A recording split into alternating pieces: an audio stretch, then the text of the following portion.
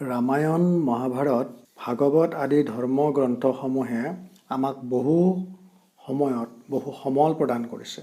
সময়ৰ অভাৱ, তত্ত্ব, অৰ্থ, মৰ্ম বুজি নোপোৱাৰ বাবে আমি এই গ্ৰন্থসমূহৰ উপকাৰসমূহ ল'ব জনা নাই। আজি শ্ৰীমদ ভাগৱতত বৰ্ণিত এটি কাহিনীৰ পৰা ধৈৰ্য ধৰাৰ ফল ভাগ গ্ৰহণ কৰোঁ আহক। অমৃত এনে এবিধ দ্ৰব্য যাক এবাৰ যিয়ে গ্ৰহণ কৰে তেওঁ অমৰত্ব লাভ কৰে। এবাৰ ইন্দ্ৰই কৰা অপমানৰ বাবে দুৰ্বাসা মুনিয়ে স্বৰ্গত থকা লক্ষ্মীৰ লগতে সকলো ধ্বংস হ'বলৈ অভিশাপ দিলে। দুৰ্বাসা মুনিৰ শাপত লক্ষ্মী দেৱী সাগৰৰ তলত বাস কৰিলে। দেৱতা সকলো দুৰ্বল হৈ পৰিল।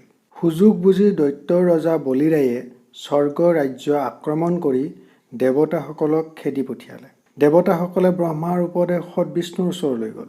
বিষ্ণুই সকলো বুজি লৈ লক্ষ্মীক উদ্ধাৰৰ উপায় লগতে দেৱতাসকলক অমৰত্ব প্ৰদান কৰাৰ এই সময় বুলি বুজি লৈ দেৱতাসকলক উপদেশ দি ক'লে, হে দেৱতাসকল, তোমালোকে মোৰ কথা শুনা। তোমালোক বৰ্তমান দুৰ্বল। সেয়ে বুদ্ধিৰে দৈত্যসকলৰ লগ লাগি ক্ষীৰসাগৰ মথি অমৃত উলিয়াই পান কৰি অমৰ হৈ লোৱা আগতে। ব্ৰহ্মা, শিৱ আৰু মই স্বয়ং শ্ৰীবিষ্ণুৱে তোমালোকক সহায় কৰি থাকিম। বিষ্ণুৰ উপদেশত ইন্দ্ৰই অমৃতৰ লোভ দি দৈত্যসকলৰ পৰা স্বৰ্গৰ সকলোবোৰ ঘূৰাই পালে আৰু একেলগ হৈ অমৃত মন্থন কৰি সেই অমৃত পান কৰি অমৰত্ব হোৱাৰ লোভ প্ৰদান কৰিলে আৰু সেই উদ্দেশ্যেৰেই তেওঁলোকৰ লগত বুদ্ধিৰে লগ লাগি মেৰু পৰ্বত আনিব নোৱাৰাত শ্ৰীহৰিয়ে মন্দৰ পৰ্বত গৰুৰ স্কন্ধত তুলি দি ক্ষীৰসাগৰৰ মাজত থলে।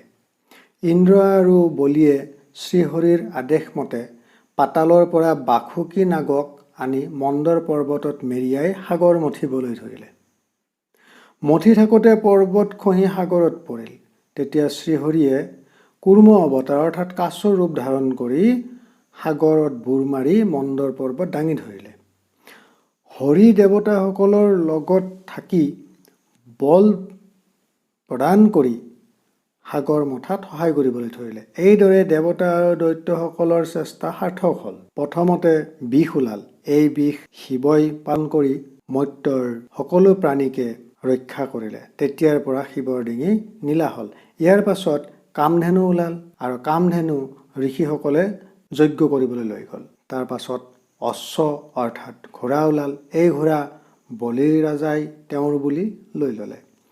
ইয়াৰ পাছত এইবাৰ ঐৰাবত বা হাতী ওলাল। এই হাতী শ্ৰীহৰিক চিন্তি ইন্দ্ৰই ল'লে। পুনৰ পাৰিজাত আৰু কৌস্তভমণি ওলাল। দেৱতাসকলে পাৰিজাত ল'লে আৰু দামোদৰক কৌস্তভমণি দিলে।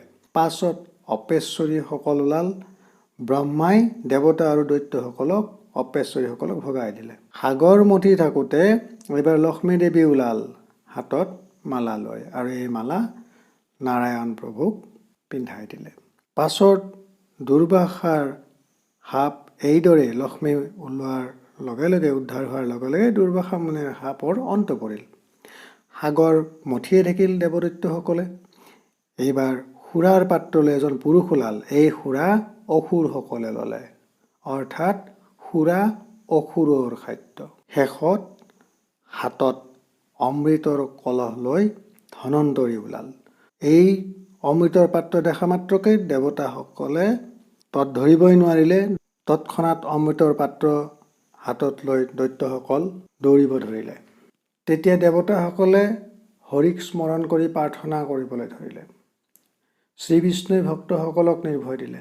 তৎক্ষণাৎ মায়া কৰি মোহিনীৰ ৰূপ ধৰি দৈত্যসকলক মোহি অমৃতৰ ঘট নিজৰ হাতলৈ আনিলে। মোহিনী কন্যাই মায়াৰ বলেৰে এক ৰূপে দেৱতাসকলৰ লগত থাকি আন এক ৰূপে দৈত্যসকলৰ মন ভুলাই দেৱতাসকলক অমৃত পান কৰাই অমৰত্ব দান কৰিলে। শ্ৰীহৰিৰ সহায় আৰু কৃপাত দেৱতাসকলে যিদৰে অশেষ কষ্ট কৰি সাগৰ মথি অমৃত পান কৰিবলৈ সক্ষম হ'ল, সেইদৰে আমাৰ মানৱ জীৱনত আমি নিজ অধ্যৱসায় আৰু সাধনাৰ বলত নিজক মহামূল্যৱান সম্পদলৈ উত্তৰণ ঘটাব পাৰোঁ। ই একেদিনাই সম্ভৱ নহয়। যিকোনো এটা কাম একানপতীয়াকৈ নেৰানেপেৰা চেষ্টাৰে অলপকৈ কৰি গৈ থাকিলে এদিন কামটো সুন্দৰকৈ হৈ উঠে। এটা ইটা গাঁঠি গৈ থাকোঁতে যিদৰে এটি সুন্দৰ অট্টালিকা হৈ উঠে, ঠিক সেইদৰে এই কামৰ দ্বাৰাই নেৰানেপেৰা চেষ্টাৰ ফলত একোটা কঠিন কামো সহজ হৈ পৰে।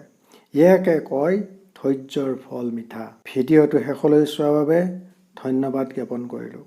আগলৈ এনে ভিডিঅ' পাই থাকিবলৈ চেনেলটো লাইক, শ্বেয়াৰ আৰু ছাবস্ক্ৰাইব কৰিবলৈ অনুৰোধ কৰিলোঁ। জয় আই অসম, জয় ভাষা জননীৰ।